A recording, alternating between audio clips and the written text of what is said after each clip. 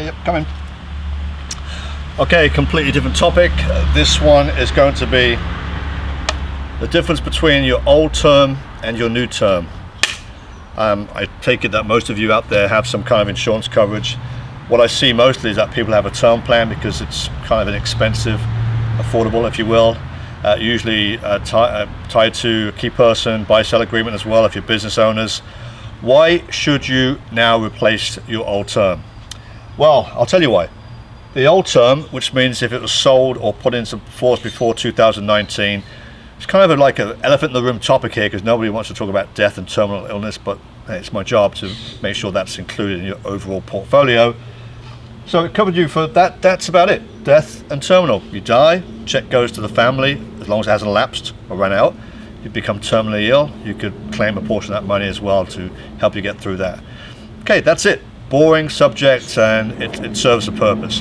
What I'm trying to get over to my existing clients and people out there, what they need to know is that all changed. I wasn't a big term fan. I like things that are permanent. You know, I want to live longer than 85 years old if I can. I want to make sure that I'm not putting a burden on my family if need be, that I've got my own coverage in place to cover these scenarios. That would be permanent.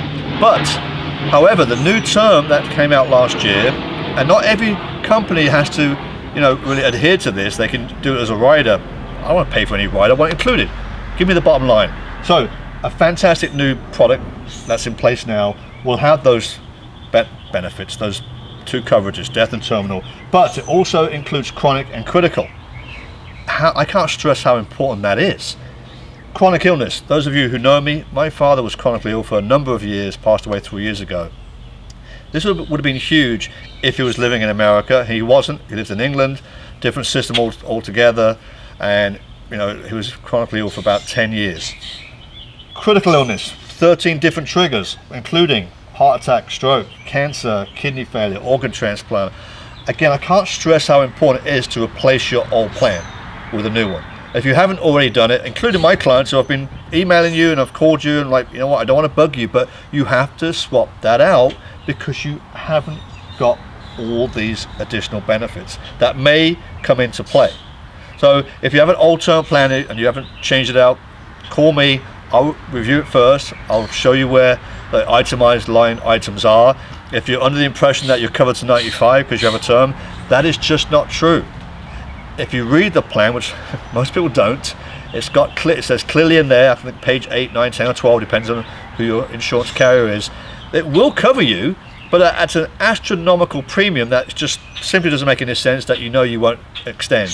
So that's what people have the misconception with their term plans. I'll give you another example. Last year, meeting with a couple of guys in Fort Lauderdale who had a business, they have a buy-sell agreement with no expiration date. They had a term plan on each other because that was part of the agreement. That ran out in 2016.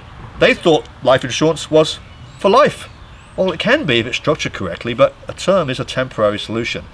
That could have been a whole can of worms if something had happened to one of the partners. Thankfully it didn't. I corrected that. They are now covered forever.